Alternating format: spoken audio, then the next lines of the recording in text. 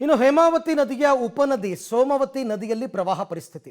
ಹಾಗಾಗಿ ಸೋಮವತಿ ನದಿಗೆ ಅಡ್ಡಲಾಗಿ ಕಾಲು ಸಂಕವನ್ನು ಕಟ್ಟಲಾಗಿದೆ.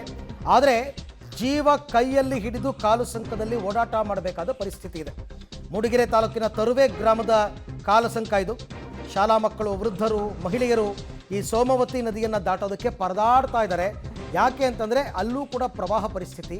ಒಂದು ಚೂರು ಹೆಚ್ಚು ಕಡಿಮೆ ಆದರೂ ಕೂಡ ಜೀವಕ್ಕೆ ಅಪಾಯ.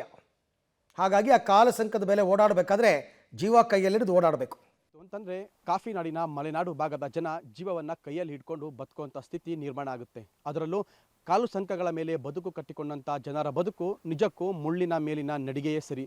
ಯಾಕೆಂತಂದರೆ ಬೇಜವಾಬ್ದಾರಿಯುತ ಸರ್ಕಾರಗಳ ನೆರಳಿನಡಿ ಸಾಕಷ್ಟು ಜನ ಕಾಲು ಸಂಕದಲ್ಲಿ ಬದುಕು ಕಟ್ಕೊಂಡಿರುವಂಥ ಗ್ರಾಮಗಳು ಕಾಫಿ ನಾಡಿನ ಮಲೆನಾಡು ಭಾಗದಲ್ಲಿ ಸಾಕಷ್ಟು ಇರುವಂಥದ್ದು. ನಾನೀಗ ಇರುವಂಥ ಒಂದು ಜಾಗ ಕೂಡ ಅದೇ ರೀತಿ ನೋಡ್ಬೋದು.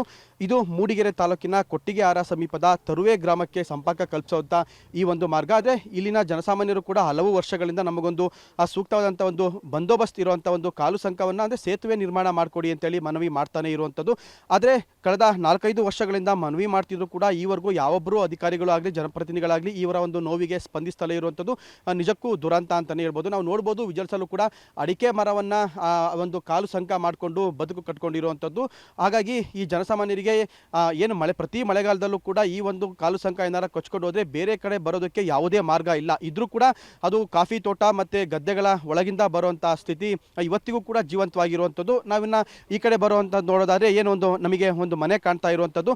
ಈ ಮನೆ ಮಾಲೀಕರು ಕೂಡ ಅಂತಂದರೆ ಏನು ಸುರೇಶ್ ನಾಯ್ಕ ಮತ್ತು ಪದ್ಮಾವತಿ ದಂಪತಿಗಳು ಕೂಡ ಮನೆಯಲ್ಲಿ 5-6 ಜನ ಇರುವಂಥದ್ದು. ಇವರು ಕೂಡ ಕಳೆದ ಒಂದು 5-6 ವರ್ಷಗಳ ಹಿಂದೆ ಮೂಡಿಗೆರೆ ತಾಲೂಕಿನ ದೇವನಗೂಲು ಎಂಬ ಒಂದು ಗ್ರಾಮದಲ್ಲಿ ಇದ್ದಂಥದ್ದು. ಅಂತಂದರೆ 2019ರಲ್ಲಿ ಸುರಿದಂಥ ಧಾರಾಕಾರ ಮಳೆಯಿಂದಾಗಿ ಅಲ್ಲಿ ಮನೆ ಸಂಪೂರ್ಣವಾಗಿ ಕುಸಿದೋಯ್ತು.